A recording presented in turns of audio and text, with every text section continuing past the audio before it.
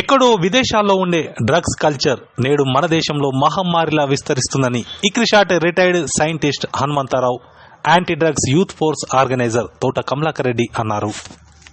Drugs కు యువత బానిసైతే దేశ భవిష్యత్తు చిన్నాభిన్నం అవుతుందన్నారు. సిద్దిపేట జిల్లా మెరుదొడ్డి మండలం మల్లుపల్లి గ్రామంలో anti drugs youth force organiser Thota Kamalakar Reddy ఆధ్వర్యంలో నిర్వహించిన రన్ ఫర్ యాంటీ డ్రగ్స్ కార్యక్రమాన్ని ఇక్రిషాట్ రిటైర్డ్ సైంటిస్ట్ హనుమంతరావు కార్యక్రమాన్ని జెండా ఊపి ప్రారంభించారు.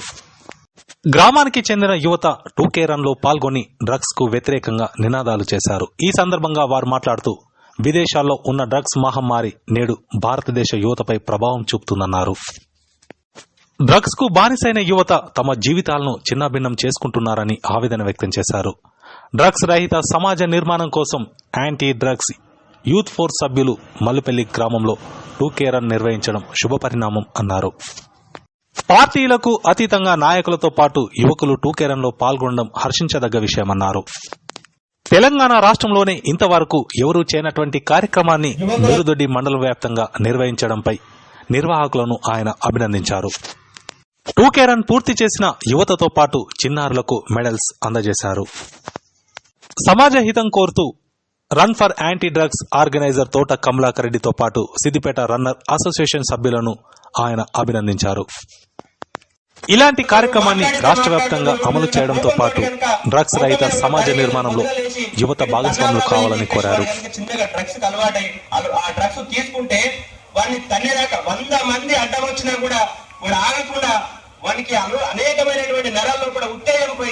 ఆ డ్రగ్స్ తోటి వాడు సైకోలెక్క బిహేవ్ చేసి వాడిని కొట్టేంత వరకు కూడా వదిలిపెట్టాడు. అట్లాంటి భయంకరమైనటువంటి ఒక పదార్థమే మాదక ద్రవ్యము డ్రగ్స్ అని చెప్పేసి అంటారు. అట్లాంటి డ్రగ్స్ మన గ్రామాలలోకి వస్తున్నది. దానికి నివారణ అనేది కష్టం. ఒకసారి వాడు డ్రగ్స్ కి అలవాటు అయిందంటే వాడిని మళ్ళీ తిరిగి తీసుకురావాలి, వాడిని మంచి మనిషిని చేయాలంటే ఆ భగవంతుని తరం కూడా కాదు, వాడు దానికి బానిస అయిపోయిన తర్వాత.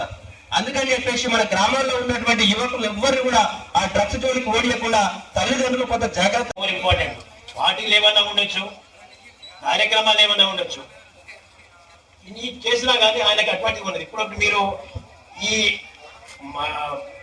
మత్తు మందు నివారణ, మత్తు మందికి బానిస కాకుండా అనే ప్రోగ్రాము అత్యుత్తమైన ప్రోగ్రామ్కి ఇంకా అంకురార్పణ అయితే జరిగింది.